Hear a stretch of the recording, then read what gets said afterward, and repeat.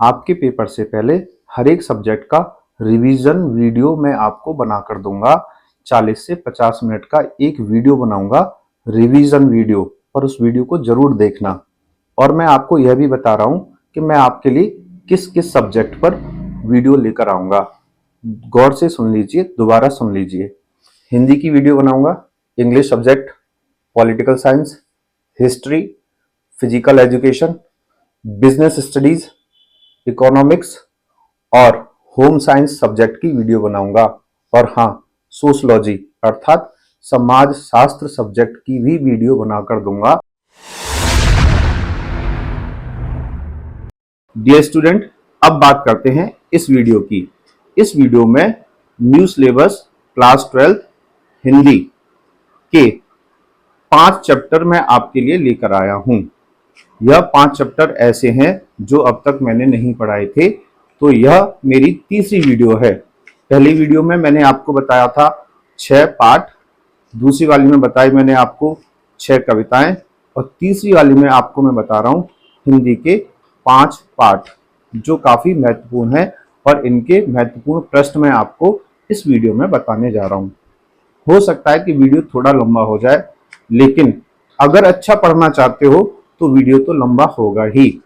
अगर आप चाहते हो शॉर्ट वीडियो मिले तो उसमें पढ़ाई भी शॉर्ट ही होगी। अच्छा वीडियो थोड़ा सा लंबा होता है, तो इसलिए आपको पेशेंस रखना होगा। अब चलते हैं वीडियो की तरफ। क्लास 12 सब्जेक्ट कोड 301, विषय हिंदी, 5 महत्वपूर्ण पाठ। माय डियर स्टूडेंट, अब चलते हैं पाठ नंबर 20 की तरफ। पाठ का नाम है कार्यालय पत्राचार। पहला प्रश्न है यहाँ पर, औपचारिक पत्र और अनौपचारिक पत्र में क्या अंतर होता है। देखिए, पत्र को इंग्लिश में बोलते हैं लेटर, और औपचारिक पत्र ऐसे पत्र होते हैं जो किसी सरकारी विभाग में लिखे जाते हैं, किसी अधिकारी को लिखे जाते हैं, किसी दफ्तर में लिखे जाते हैं और किसी कार्यालय में लिखे जाते हैं। उदाहरण के लिए, अगर आपने अपने स्कूल में कभी प्रधानाचार्य को एक लीव एप्लीकेशन दी होगी, तो वह क्या माना जाएगा, एक औपचारिक पत्र माना जाएगा।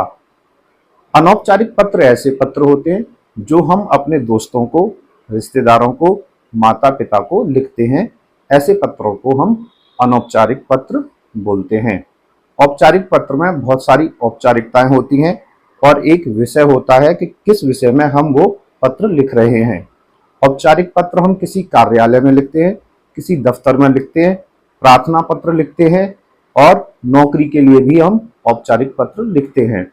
दूसरी तरफ अनौपचारिक पत्र हम अपने दोस्त और रिश्तेदारों को लिखते हैं। तो यह था पहला प्रश्न। अब चलते हैं दूसरे प्रश्न की तरफ। एक अच्छे पत्र की क्या क्या विशेषताएं होती हैं। देखिए, एक अच्छा पत्र काफी सरल भाषा में लिखा जाता है। संक्षिप्त, संक्षिप्त का मतलब होता है छोटे रूप में लिखा जाता है, उसको बहुत ही ज्यादा बढ़ा चढ़ाकर नहीं लिखना है। याद रखिए, पत्र लिख रहे हैं, निबंध नहीं। तो एक अच्छा पत्र बहुत सरल भाषा में होता है, संक्षिप्त होता है, और विषय से जुड़ा होता है। जिस विषय के बारे में हम पत्र लिख रहे हैं वह उसी विषय से संबंधित होना चाहिए। तो यह थे एक अच्छे पत्र के विशेषता और गुण। माय डियर स्टूडेंट, अब बात करते हैं कार्यालय पत्राचार। कार्यालय यानी कि दफ्तर। दफ्तर यह सरकारी भी हो सकता है और निजी भी हो सकता है, अर्थात प्राइवेट भी हो सकता है। तो यहाँ पर बताया गया है किसी भी कार्यालय में जो पत्र लिखे जाते हैं वह होते हैं 5 प्रकार के। अब मैं आपको उन 5 प्रकार के पत्रों के बारे में बता रहा हूँ। सबसे पहले होता है सरकारी पत्र। सरकारी पत्र एक ऐसा पत्र होता है जो सरकार के बीच में प्रयोग किया जाता है, जैसे कि राज्य सरकार और केंद्र सरकार के बीच में, या दो राज्य सरकारों के बीच में जो पत्र लिखे जाते हैं उसे बोलते हैं हम सरकारी पत्र। अब होता है अर्ध सरकारी पत्र। देखिए, अर्ध सरकारी पत्र क्या होता है, जब किसी एक विभाग के अधिकारी दूसरे विभाग के अधिकारियों को, जैसे कि जल निगम के अधिकारी विद्युत विभाग के अधिकारियों को कोई पत्र लिखते हैं, तो इसे बोलते हैं अर्ध सरकारी पत्र। या ऐसे भी बोल सकते हैं, जब किसी एक ही विभाग में अधिकारी लोग आपस में बातचीत करने के लिए जो पत्र लिखते हैं उन्हें बोलते हैं अर्ध सरकारी। तीसरा होता है हमारा कार्यालयी ज्ञापन। कार्यालयी ज्ञापन का मतलब होता है जब अधिकारी अपने कर्मचारियों को कोई सूचना देने के लिए जो पत्र लिखता है तो उसे बोलते हैं कार्यालयी ज्ञापन। यानी कि अधिकारी ने अपने ही विभाग को सूचना देने के लिए जो पत्र लिखा है वो कहलाएगा कार्यालयी ज्ञापन। अब बात करते हैं अगला, कार्यालयी आदेश। कार्यालयी आदेश यानी कि किसी भी कार्यालय में, किसी भी विभाग में, किसी भी सरकारी दफ्तर में अगर कोई अधिकारी जो ऊंचे पद पर है वह अपने कर्मचारियों को कोई आदेश देता है और लिखित रूप में कोई आदेश देता है तो उसको बोलते हैं कार्यालय आदेश पत्र। अब बात करते हैं परिपत्र। देखिए, परिपत्र एक ऐसा कार्यालयी पत्र होता है जो किसी भी कार्यालय के अंदर अनेक स्थानों पर सूचना देने के लिए अथवा सूचना मांगने के लिए एक साथ एक रूप में भेजे जाते हैं, जिसे बोलते हैं परिपत्र। आप इसे इंग्लिश में ऐसे भी बोल सकते हो, एक नोटिस जो होता है जो कर्मचारियों को किसी अधिकारी द्वारा दिया जाता है उसे हम बोलते हैं परिपत्र। अगला कार्यालय पत्र है आवेदन पत्र। आवेदन पत्र एक ऐसा पत्र होता है जो कोई भी व्यक्ति किसी भी दफ्तर में जब देता है जब उसे कुछ मांगना होता है, जैसे कि नौकरी मांगनी होती है। नौकरी मांगने के लिए जो हम पत्र लिखते हैं उसको बोलते हैं आवेदन पत्र। प्यारे छात्रों, ये थे कुछ कार्यालयी पत्रों के प्रकार। अब मैं आपको बताता हूं औपचारिक पत्र के कौन कौन से अंग यानी कि कौन कौन से हिस्से होते हैं। अधिकतर पेपर में औपचारिक पत्र लिखवाने के लिए भी आता है। देखिए, औपचारिक पत्र किसी विभाग में लिखा जाता है और इसके कौन कौन से अंग होते हैं अब उसकी बात करते हैं फटाफट। औपचारिक पत्र में सबसे पहले लेफ्ट हैंड साइड में आप लिखेंगे दिनांक। दिनांक लिखने के बाद आप लिखेंगे प्रारंभ। प्रारंभ यानी कि सेवा में श्रीमान पुलिस अधिकारी या पुलिस आयुक्त, जिस किसी को भी आप लिख रहे हैं उसे बोलते हैं प्रारंभ। उसके बाद आता है विषय।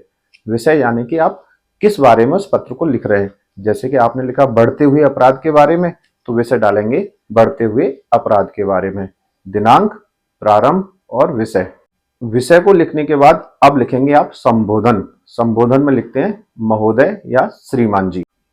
संबोधन के बाद आप लिखेंगे मुख्य विषय, यानी कि आप किस बारे में उस पत्र को लिख रहे हैं, आपकी समस्या क्या है और आप क्या समाधान चाहते हैं, यह लिखेंगे आप मुख्य विषय में।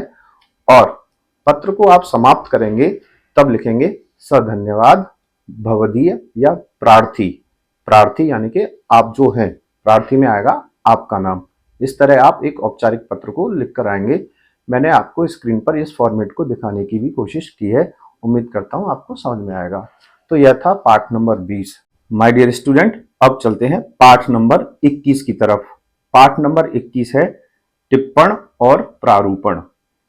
अब ये मैं आपको बताऊंगा, जब मैं आपको कार्यालयी पत्राचार पढ़ा रहा था तो किसी पत्र के दो हिस्से होते हैं, एक तो होता है टिप्पण और एक होता है प्रारूपण।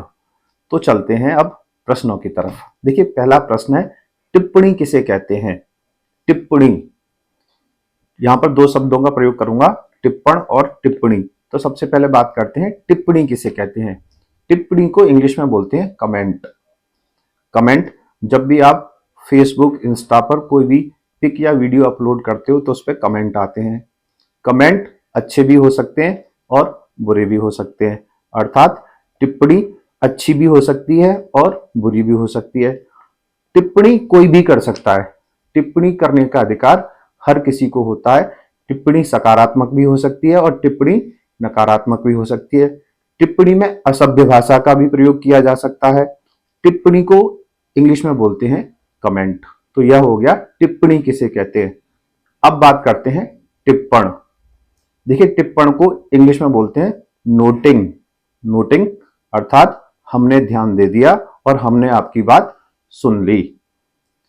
उदाहरण के लिए, जब आप स्कूल में पढ़ते थे तो आप प्रधानाचार्य को कोई एप्लीकेशन देते थे। एप्लीकेशन देने के बाद प्रधानाचार्य जी उस पर लिखते थे अवकाश दिया जाता है। तो ये जो लाइन लिखी है ना, अवकाश दिया जाता है, इसी को बोलते हैं टिप्पण। टिप्पण हमेशा कम शब्दों में किया जाता है। टिप्पण किसी अधिकारी द्वारा किया जाता है। टिप्पण में किसी भी तरह की असभ्य भाषा का प्रयोग नहीं कर सकते। टिप्पण हर कोई नहीं कर सकता। टिप्पण लिखित रूप में होता है। टिप्पण वही करेगा जिसको अधिकार है। और टिप्पण करते समय किसी भी असभ्य भाषा का प्रयोग नहीं किया जा सकता। प्यारे छात्रों, अब आप समझ गए होंगे टिप्पण और टिप्पणी में क्या अंतर होता है। देखिए, टिप्पण वही करेगा जिसके पास अधिकार होगा और टिप्पणी कोई भी सड़क छाप कर सकता है। टिप्पणी सकारात्मक हो सकती है और नकारात्मक हो सकती है और टिप्पणी के अंदर असभ्य भाषा का भी प्रयोग किया जा सकता है, लेकिन टिप्पण वही करेगा जिसके पास अधिकार है। अब मैं आपको बताता हूं टिप्पण के प्रकार। टिप्पण कितने प्रकार के होते हैं और उनके बारे में कुछ समझाने का प्रयास करता हूं। तो टिप्पण हमारे पास दो प्रकार के होते हैं। एक होता है नेमी टिप्पण और एक होता है अन्य नियमित टिप्पण।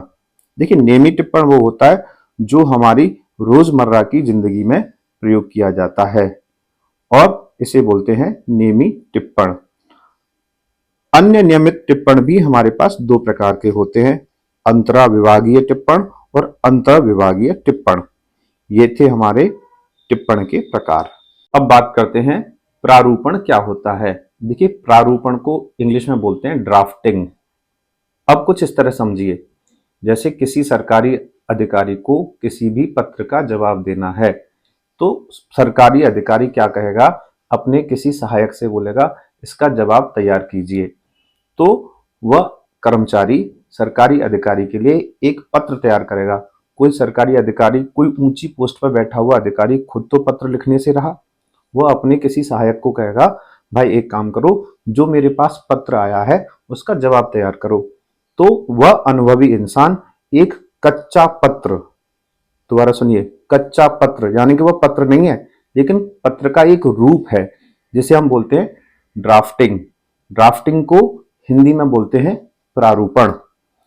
अब मैं आपको बताता हूं प्रारूपण की विशेषताएं। प्रारूपण तैयार करने वाला व्यक्ति अनुभवी व्यक्ति होना चाहिए। प्रारूपण तैयार करते समय पत्राचार के विभिन्न रूपों की जानकारी आवश्यक है। प्रारूपण अपने में पूर्ण अथवा पूर्णतः विषय पर आधारित होना चाहिए। प्रारूपण क्रमबद्ध तरीके से होना चाहिए।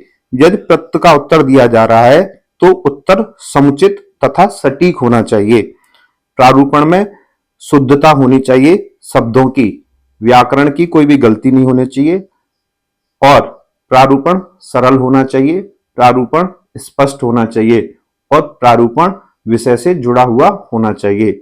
और प्रारूपण हमेशा एक अनुभवी व्यक्ति द्वारा, अनुभवी कर्मचारी द्वारा ही कराया जाना चाहिए, क्योंकि पत्र हमेशा लिखित में होता है। अगर लिखित में कोई गलती हो जाती है तो उस गलती को नकारा नहीं जा सकता। तो प्रारूपण लिखने की जिम्मेदारी किसी महत्वपूर्ण व्यक्ति को ही दी जानी चाहिए और प्रारूपण को इंग्लिश में बोलते हैं ड्राफ्टिंग। माय डियर स्टूडेंट, पाठ नंबर 23 में सबसे महत्वपूर्ण प्रश्न है, प्रयोजन मूलक भाषा क्या होती है। प्रयोजन मूलक भाषा क्या होती है। देखिए, भाषा, मैं भी आपके साथ एक हिंदी भाषा का प्रयोग कर रहा हूं।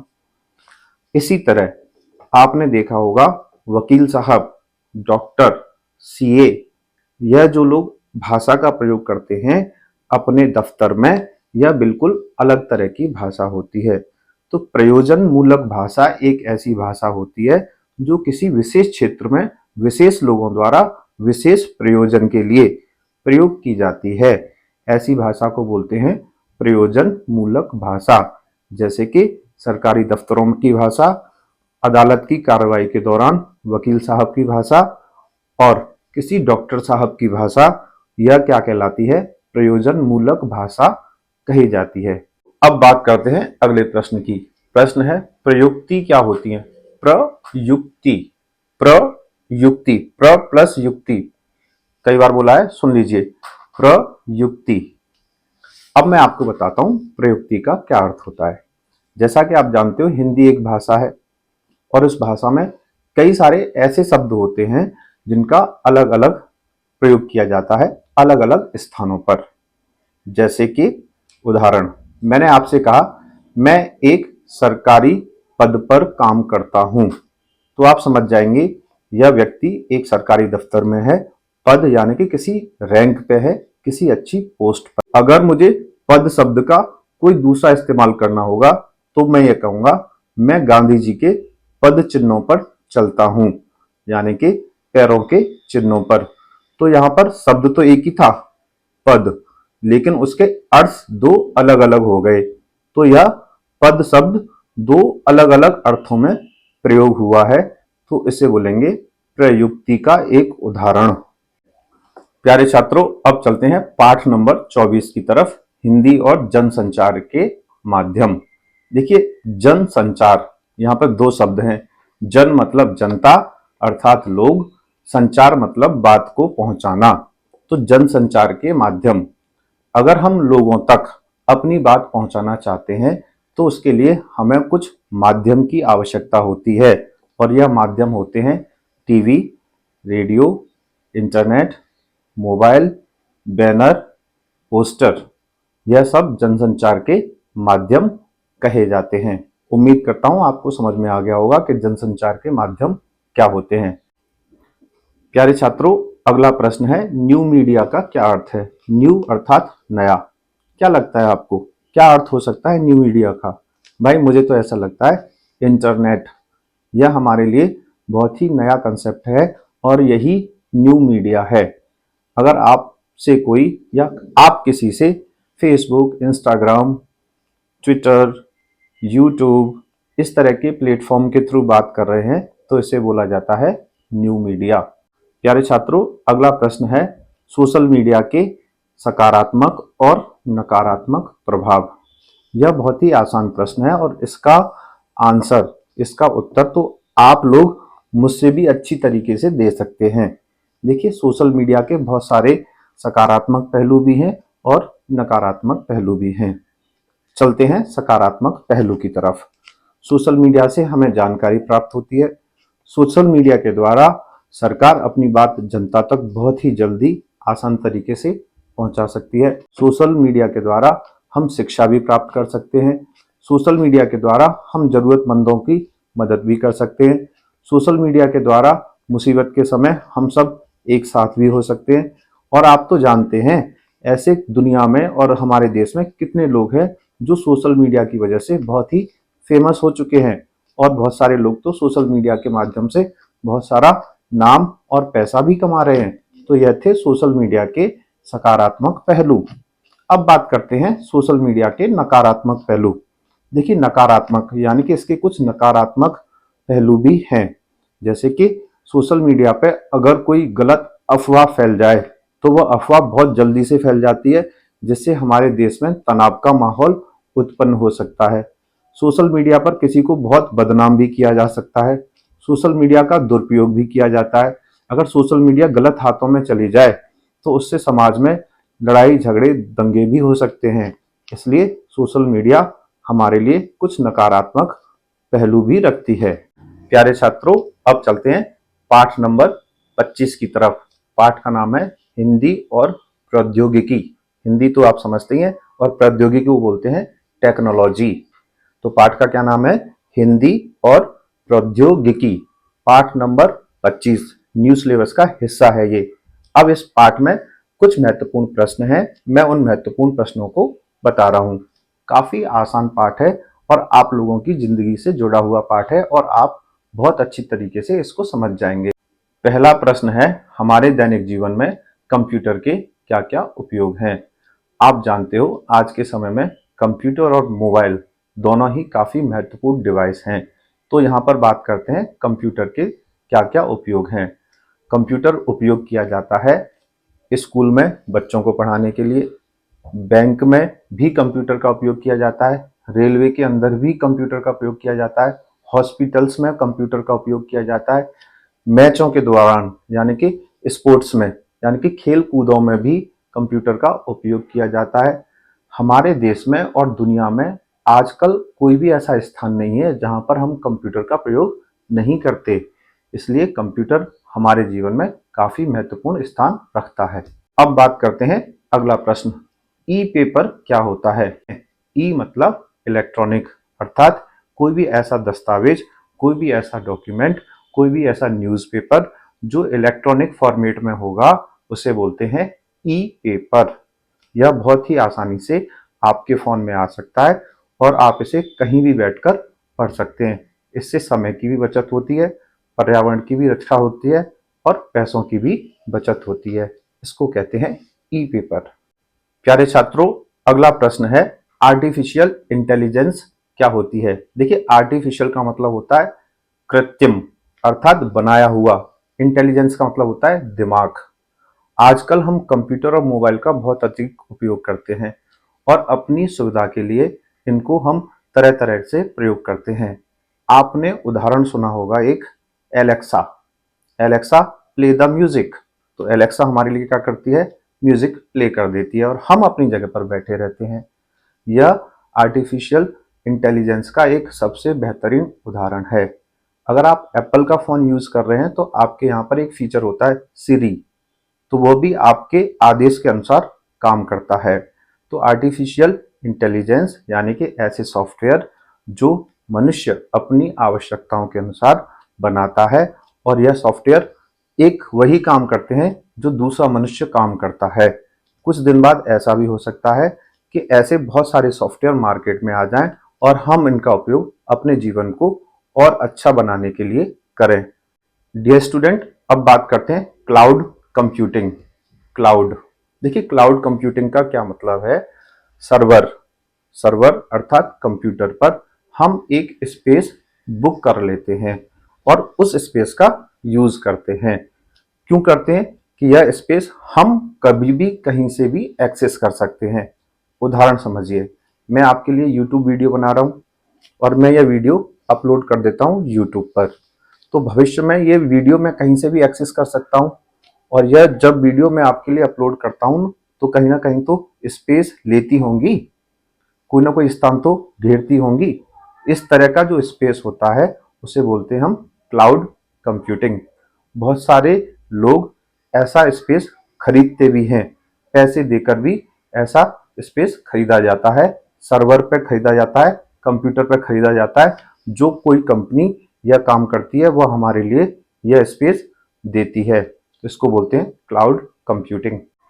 डियर स्टूडेंट, अब बात करते हैं अगले प्रश्न की। वर्ड प्रोसेसिंग क्या है और इसके क्या क्या फीचर्स हैं और क्या क्या विशेषता है। देखिए, वर्ड प्रोसेसिंग, आपने अगर कंप्यूटर पर कभी भी काम किया है तो आपने नाम सुना होगा एमएस वर्ड। एमएस वर्ड यानी कि माइक्रोसॉफ्ट वर्ड।